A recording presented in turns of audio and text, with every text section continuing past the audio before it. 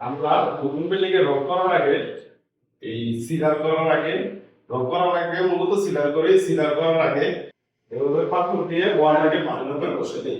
তারপর 120 নম্বর water series কাগজ দিয়ে ওয়ালটাকে ভালোভাবে বসে নিই।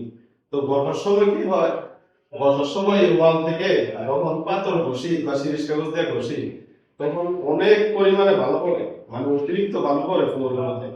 তো টাইলস করার আগে যদি শুধু বসার কাজটা কমপ্লিট করে রাখা যায়, মানে আপনি যখন ফ্লোরে টাইলস করবেন, ফ্লোরে টাইলস করার আগে যদি শুধু বসার কাজটা কমপ্লিট করে রাখতে পারেন তাহলে এটা একটু সুবিধাজনক এবং ভালো। কেন ভালো? টাইলস করার পর আমরা যখন বসি ফ্লোরে প্রচন্ড পরিমাণ বালু পড়ে।